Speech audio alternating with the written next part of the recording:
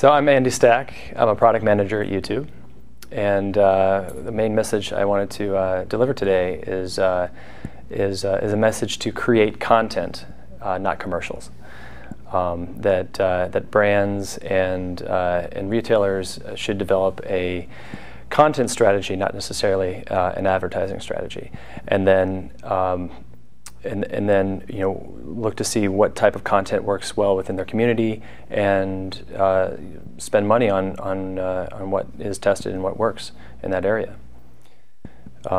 Related to that, content itself is very rich in changing by definition. So we shouldn't be held to old ideas as to what content is. Content could be new video that we shoot. It could be curated content. It could be a lot of existing video content that is actually mixed together.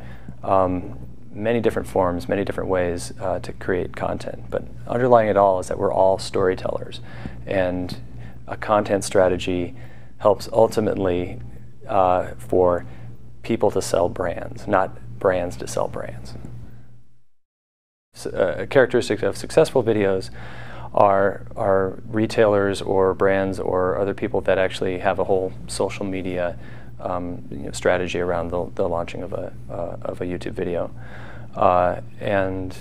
One of the other things that I noticed to encourage is to engage the viewer in a conversation. Think of the video experience as a conversation. It's not it doesn't stop and start with the video. That there's great opportunity to have at the end of a video various calls to action, such that if somebody's hooked with the video, here's the next step that they can take to either engage with a brand, learn more information, perhaps discover other videos.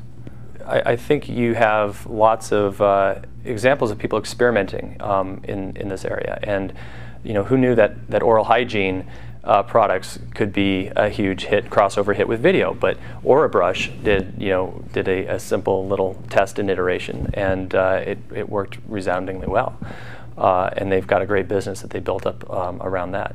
So I think you'll see, or you have seen, a lot of experiments that happen in this space, and YouTube has a lot of tools to allow you to test and iterate. And in fact, that's what I encourage people to do.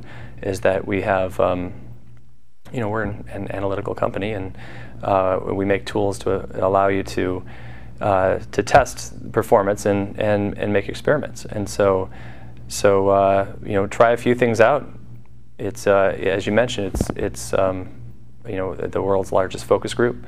It's a great sandbox and playground. Upload a lot of videos, try a bunch of different things, and rinse and repeat. So it's great. It's fun to be able to do that at very low cost as well. Sometimes it just may be as simple as making some editing changes, or maybe just adding an annotation could actually make a big difference in getting the type of behavior that you're intending to get with the video. Some of the learnings that we have, one is to rethink the definition of what content is. Content isn't just a 30-second advertising spot. It could be something that is, it could be, content could be an interview. It could be animation. It could be, a long feature-length film. That features either brands or retail brands. It doesn't have to be in the buckets of UGC or premium. There can actually be a lot of interesting gray area in between, which is exciting. But some of the other takeaways is so first let's rethink what content means, but each video has the potential of being a conversation, and Electronic Arts did a very good job of having a community conversation with the Tiger Woods golf game example. Every video has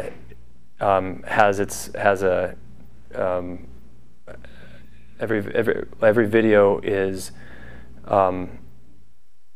has an audience. I think that was another one.